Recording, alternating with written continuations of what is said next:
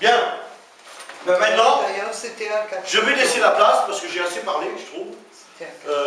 C'était pas le vendredi. En cette 9e année de repas écologique, je vais laisser la place à Serge Perronnet qui va nous faire un petit speech sur un sujet de son choix. Parce qu'on n'a rien pu préparer pour la bonne et simple raison, c'est que j'étais pas au courant qu'il venait à Strasbourg aujourd'hui. Ni d'ailleurs Michel Ribardière, que je vais piéger aussi. C'était la surprise. Et qui va aussi nous faire un petit speech tout à l'heure. Serge, viens. Et merci d'être venu à... Merci Christian, je suis extrêmement honoré de la présence de Christian à mes côtés, on se connaît depuis longtemps. Très heureux d'avoir accueilli aussi mon ami Michel Ribardière, avec qui ensemble nous avons fondé la Fédération Airtime dans les années 2005.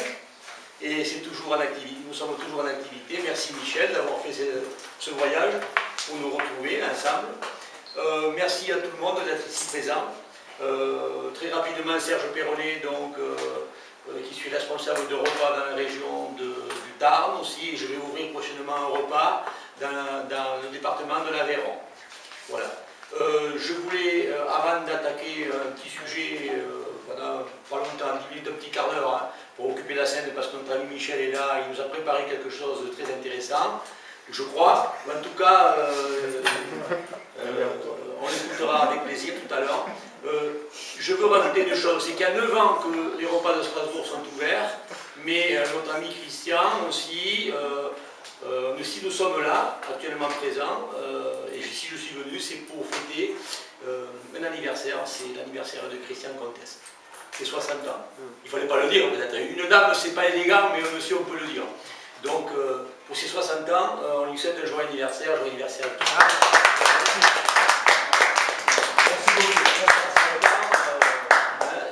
Il les porte bien. Bon, alors on va passer aux choses sérieuses.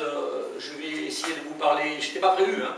J'ai prévu rien, donc j'ai rien de prévu. Comme Michel d'ailleurs. On va improviser et je voulais vous parler un petit peu des rencontres rapprochées, R3, R4. C'est un sujet qui est très passionnant, compliqué, difficile aussi à aborder. Il y a très peu de personnes qui ont osé s'aventurer à faire ce genre d'enquête. Bon, j'ai pendant à peu près 4 ans travaillé sur le sujet des abductions. Nous avions une petite association qui maintenant est en veille aussi. Mais présentement, il y a quand même Christian qui en faisait partie, Michel en faisait partie. Nous étions 3 dans le groupe ici présent. Nous avons travaillé de nombreuses années sur le cas des abductés. Présumés abductés, présumés implantés. Donc, pour vous dire en tout cas que le sujet est extrêmement brûlant, difficile et aussi compliqué. Pourquoi? Parce que lorsqu'on approche des personnes qui sont présumées abductées ou présumées implantées, il y a le côté psychologique. Il nous faut faire très attention, il faut être très prudent parce que on peut être attaqué de part et d'autre. On peut avoir des plaintes déposées. Il y a la psyché qui entre en jeu. Donc on ne peut pas faire n'importe quoi. Il nous faut choisir des médecins, des assistants cliniques, des psychiatres, des psychanalystes, en même temps des personnes qui pratiquent l'hypnose en clinique par exemple, mais qui est des références, pas n'importe qui, pas un charlatan, parce que ça existe. Donc nous avons fait ça pendant quelques années, et là à ce moment j'ai décroché, je voulais en remonter quelque chose personnellement avec quelqu'un, peut-être le projet se fera, mais comme je disais c'est compliqué, pourquoi? Parce qu'il y a beaucoup de personnes qui sont contactées ou présumées contactées, mais quant à savoir la vérité, si c'est vrai ou si c'est faux, c'est extrêmement difficile et délicat. Parce que vous savez que le sommeil, etc., les paralysies du sommeil, la parano, la schizophrénie, la paranoïa, ça existe aussi. Les maladies mentales, ça existe. Et nous avons dans notre société des personnalités, entre autres nos gouvernants, qui sont bien placés, qui n'aiment pas trop que ce sujet soit abordé et développé. Parce que ça dérange. Ça dérange tout le monde, ça dérange les politiques, ça dérange tout le système qui est en cours, le système bancaire, tout ce qui est économie, les religions et tout. Donc voilà, les abductions, pour le peu que j'en connaisse, où j'ai travaillé dessus, puisque je suis dans l'ufologie depuis l'âge de 10 ans, j'en ai 70, bientôt, à quelques mois près, donc ça fait 60 ans que je travaille le sujet, même si en étant enfant à 10 ans on est enfant, à 10 ans on a quand même l'instinct très développé, malgré tout, on est des enfants, mais on voit des choses que les adultes ne voient pas. Et depuis l'âge de 10 ans, donc, j'ai été un passionné de l'ufologie, de l'astronomie, et j'avais toujours la tête dans les étoiles et les pieds sur terre, et je me suis engagé dans l'aviation à 18 ans. Mais entre-temps, à 14 ans, à 10 ans, puisque je suis né en 44, j'ai eu mon premier ovni à Perpignan, qui était assez extraordinaire, donc je ne perdais pas trop de temps. 4 ans après, à 18 ans, j'ai revu un ovni lorsque j'étais en formation. À 14 ans, j'ai revu un ovni toujours sur Perpignan, l'après-midi à 16 h, c'est-à-dire c'était un ovni qui était en forme d'altère, deux boules réunies par une passerelle, très brillante et métallique, qui passait à 16 h l'après-midi sur Perpignan, en plein mois de juillet ou août, par une journée extrêmement éclairée et sans nuages. L'objet que j'ai vu passer, à bout de bras, devait faire à peu près la grosseur de mon index, avec deux boules à chaque extrémité, comme une altère, avec un contrail derrière, et un chantrail, un contrail, cette espèce de vapeur qui était derrière, il n'y avait pas de bruit, et ça durait à peu près 1 ou 2 minutes dans le ciel, mais c'était relativement gros, vous voyez, de la porte de bon. Bon, c'était ma deuxième observation, et ensuite la troisième observation a été faite à Nîmes lorsque je me suis engagé dans l'armée de l'air. Je suis passé par l'école de Courbesac, et un jour du mois de décembre, par une garde montante, où il y avait encore à 62 la fin de la guerre d'Algérie, donc c'était assez sensible, on avait le chargeur engagé à 49, etc., avec des balles réelles. Donc je faisais une surveillance, une garde montante, et au Mirador, quand j'étais au pied du Mirador, à minuit, à 1 minute près, un objet s'est élevé du sol à une vitesse extrêmement rapide, comme une fusée du 14 juillet, avec une grande traînée, s'est arrêté d'un coup au-dessus de ma tête, et est resté là à peu près planté 5 minutes. Et c'était un disque qui tournait comme la Lune, si vous voyez, de la grosseur de la Lune, qui tournait sur place, qui avait l'impression de tourner comme une toupie, et qui ne bougeait pas. Et bon, alors j'étais avec mon pistolet, j'étais comme ça, je le regardais. Ensuite, cet objet non identifié, qui semblait tourner, s'est incliné sur la droite, est monté d'un coup d'un palier, s'est remis à horizontal, ensuite s'est remis sur la gauche, est monté d'un palier, s'est remis horizontal, s'est remis comme ça, s'est incliné et est parti dans l'espace à une vitesse gigantesque. Ça a duré en tout 5 minutes et ça a disparu, ça s'est confondu les étoiles. Bon, disons que le phénomène a duré en gros 5 minutes, je ne vais pas mettre en avantage. Pour vous dire que le matin, quand je suis revenu de la garde, j'ai fait un rapport sur le cahier pour expliquer exactement ce que j'avais vu. Nous étions à peu près une dizaine de militaires à l'avoir vu, je n'étais pas tout seul. Et j'attendais avec impatience que le colonel de la base me convoque, en tout cas, ou dans son bureau, pour me dire qu'est-ce que tu as vu exactement, etc. Et je n'ai jamais été convoqué. Et j'ai appris, je pense maintenant à savoir pourquoi, parce qu'à cette époque-là, en 1962, déjà, le général de Gaulle était déjà sur le sujet, avait déjà pris le sujet à deux mains, avec quelqu'un qui le secondait, un ministre, je n'ai plus le nom actuellement en tête. Il avait donc mis en place un service qui était chargé d'enquêter sur les ovnis. Parce que lui-même avait vu aussi des ovnis dans le ciel. Le général de Gaulle à l'époque. Bon, on pourrait faire une conférence entière là-dessus, mais je n'ai pas toutes les références. Bon, alors pour revenir aux abductions, c'est pour dire mon petit parcours en mots. Durant mon parcours de vie avec mon épouse, j'ai eu à peu près une quinzaine de fois des objets volants non identifiés. Et j'ai pu aborder et contacter en tout cas des personnes présumées abductées ou présumées plantées. Et on a essayé de faire des études sérieuses, voilà, en tout cas, voilà, il me semblait qu'elles étaient sérieuses, étaient bien faites. Et ces témoins, on s'est aperçu que c'est vrai que la plupart du temps, les personnes qui sont volontaires pour se faire enlever un présumé implant ou autre, ou sur des radios qui apparaissent des implants, puisque c'est le cas qui s'est produit, au dernier moment, souvent, n'ont plus envie de se faire enlever pour des raisons qui sont les leurs, parce que peut-être elles ont peur, ou parce qu'elles ont été intimidées. Ou elles préfèrent, moi, un des derniers témoins a préféré le garder, qui était du côté de Nice, pour la raison suivante, c'est que, quelque part, si on lui enlève, il a envie de le garder, puisqu'il n'avait pas trop de problèmes. Donc, si on m'enlève, peut-être qu'après j'en aurai. Tant que j'ai rien, autant le garder. Si je l'enlève, peut-être j'aurai des problèmes demain. Donc, au dernier moment, souvent, il s'échappe.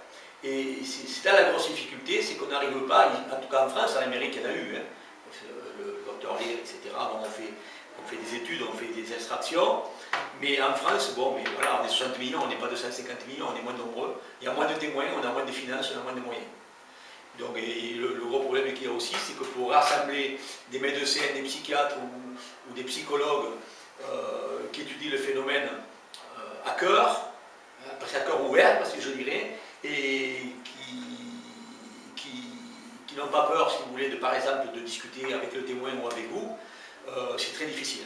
Je suis arrivé, on a un chirurgien, on a un psychiatre, on a un psychologue, on a un magnétiseur actuellement qui sont prêts à participer et à opérer des gens, par exemple, s'ils sont d'accord. Le problème, c'est qu'on manque de témoignages. Alors, voilà, le problème, s'il faut, on le reprendra. Alors, ce que je voulais vous dire aussi, c'est qu'en conclusion, en tout cas pour ce que je pense, c'est que les nombreux témoins que j'ai pu analyser, enquêter, et avec les livres aussi, les témoignages que j'ai pu lire et analyser, il semblerait que tout témoin abducté ou implanté, ou présumé implanté, ou même témoin visuel, ou approche rapprochée ou non rapprochée, qui aurait été en contact avec des objets volants non identifiés, des vrais, pas des lanternes de taille ou pas des Vénus, et ces gens-là, en principe, il semblerait que, en tout cas, il apparaît un changement comportemental très important au niveau de leur comportement. Ce sont des personnes qui changent de caractère, qui deviennent plus philanthropiques, qui ont beaucoup plus d'empathie qu'avant, qui sont moins attachés au matériel et qui changent entièrement de mentalité. Et toujours en positif, ce n'est pas du négatif. Voilà. Il n'y a jamais eu de problème de dire attention, ceux qui sont abductés ou autres, ils vont mourir, on les menace. En tout cas, je n'en ai pas eu à mes oreilles, sinon qu'il est vrai que certains témoins, il est arrivé que les témoins sont morts par des rayons, ont été foudroyés. C'est arrivé, notamment le commandant Gelé l'a expliqué, c'est déjà arrivé en Amérique du Sud, où il y a eu 70 ou même 75 ou 80, dans les 80 indigènes de la brousse qui sont morts foudroyés par des rayons. Bon, des chasseurs qui ont été foudroyés. Un rayon qui sort de leur nid, qui vient les taper sur le plexus ici et qui les brûle pratiquement comme s'ils avaient été atteints par un laser ou par des micro-ondes, sur brûlure micro-ondes. Donc ils meurent soit de cancer rapide qui se développe, soit de... Voilà. Bon, alors ça c'est le côté négatif, mais bon, nous aussi, on a des bombes, on a des rayons dans tout du monde. Donc pourquoi pas, il y aurait, je sais pas, en théorie je dis c'est une imbécilité peut-être, mais un ovni qui est là, des gens qui sont à l'intérieur, qui veulent s'amuser comme nous, on va tirer sur un chien ou sur un chat, et t'as vu, je l'ai tué. Bon. Et puis qui nous dit que ces personnes qui ont tiré dessus, qui ont détruit les indigènes, ne sont pas passées au tribunal là-haut et condamnées? Pourquoi pas? Parce que ce qui est en haut est comme ce qui est en bas, pour moi, dans l'infiniment grand, ici sur Terre, ce qu'on a, nos lois, elles sont petites. On n'est pas les meilleurs, on ne connaît pas tout. On a des lois et là-haut, il y a certainement des lois universelles qui existent aussi. Et pourquoi pas, il peut y avoir des brigands et qui aussi passent outre la loi universelle qui existe dans l'univers. Mais dans l'ensemble, je reviens là-dessus, au niveau des abductions, au niveau des contactés et au niveau des témoins, pour moi, tous ceux que j'ai pu rencontrer physiquement et sur le terrain ont toujours eu... Regardez, je prends par exemple le cas du nucléaire de Golfech, que j'ai eu dernièrement sur Skype, je ne sais plus son nom, comment il s'appelle déjà, Golfech, celui-là qui a observé. Pascal Novak. Pascal Novak, je l'ai vu encore dernièrement sur Skype, il me dit comment tu vois tout ça. Une personne qui travaillait sur un centre nucléaire, qui était habilité et qui commandait les gens de l'EDF et tout ça, hein, qui était là, qui a vu ce triangle passer, eh bien, a été pris pour un imbécile, un peu comme tout à l'heure les enquêtes que vous avez vues. Et bien, il est découragé et il a dit moi c'est fini, c'est dégueulasse. Bon, on veut relancer l'affaire Golfech comme le 5 novembre, on est chrétiens parce qu'on est des battants et parce qu'on sait qu'il y a des vérités, qu'on veut toujours faire ressortir, on combat toujours ces vérités. Mais Pascal Novak ne veut plus entendre parler de nucléaire, par exemple, il ne travaillera jamais plus dans un centre nucléaire. Et vous savez ce qu'il fait? Eh il transporte des blessés dans des ambulances, pas des blessés, des handicapés, etc. dans son transport. Donc vous voyez, les personnes sont transformées et partent directement deviennent des personnes qui avant étaient plus matérielles et elles sont devenues... Observer un ovni, c'est jamais anodin. Non, c'est jamais anodin, non. Donc voilà, en conclusion, je voulais le dire quand même, il ne faut pas avoir peur, comme disait encore un de nos anciens présidents. Et si vous vous souvenez, je me rappelle l'expression quand il était auprès des jeunes, parce que les présidents, vous savez, les voix des jeunes, ça compte. Donc ça fait des voix. Et il leur disait toujours, quand il était encore en fonction, n'ayez pas peur. Vous vous souvenez, j'ai un dessin qui disait n'ayez pas peur. C'est-à-dire à un moment donné, c'est sorti plusieurs fois à la télévision. Ça. Mais non, n'ayez pas. Alors est-ce qu'il a dit inconsciemment ou il a dit volontairement, n'ayez pas peur.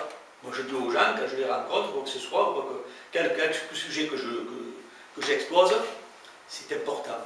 Jamais, alors, ne pas avoir peur. Voilà. Il ne faut pas avoir peur. Peur de quoi? De la mort, tout ça? Mais oui, on va mourir un jour, etc. Mais c'est grand, l'univers est très grand. Et si on n'a pas peur, je pense que ça va nous permettre de perdurer, de continuer, de s'épanouir davantage et de pouvoir mieux s'exprimer et être plus positif. Voilà, donc en gros, si vous avez des questions, je peux répondre rapidement sur les abductions, quelques témoignages, si les gens peuvent me poser des questions. Et après, les addictions sont quelque chose d'extrêmement grave, dans la mesure où on a affaire à de l'humain. On n'a pas affaire à du matériel. Tout à fait. Et les hommes sont faits de telle façon que il y a tellement de possibilités qu'on n'a pas vraiment le droit, nous, en tant qu'enquêteurs privés, qui n'ont pas d'éducation médicale, on n'a pas vraiment le droit de s'accaparer un cas d'abduction à nous tout seuls. Il faut absolument qu'on soit encadré par des professionnels de la médecine, pour le moins, de la psychiatrie, tout à fait. Dans le meilleur des cas, et pas qu'un seul, plusieurs. Plusieurs, oui, absolument. Naturellement, il faut trouver et toujours le consentement des témoins. Et le consentement des témoins, et protéger le témoin à 100%. Et le protéger à 100%, même si le témoin semble raconter des bêtises, des inepties, ou des rêves, ou des cauchemars, ou des bêtises comme ça, ne jamais se moquer de lui, parce que c'est quelques personnes que ce soit ont toujours besoin. Il doit avoir un autre conseil, problème dont nous ne sommes pas conscients, et qui risque de s'aggraver si justement on tombe dans ce piège du dénigrement et de la moquerie.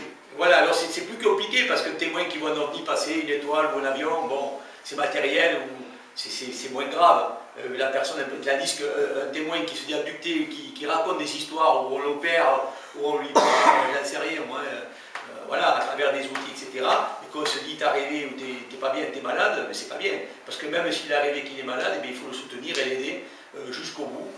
À la limite, le soigner, le remettre dans la bonne voie et en même temps lui permettre de raconter exactement. Et nous, rassembler tous ces cas, les comparer, et puis à travers, mettons 15, 20, 30 ou 40 cas d'abductés ou d'implantés, essayer de voir les caractéristiques et les problèmes de cause à effet qui peuvent en sortir.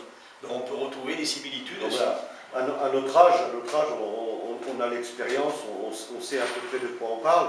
Mais on ne peut pas confier ce genre d'enquête à un jeune de 20 ans ou de 25 ans.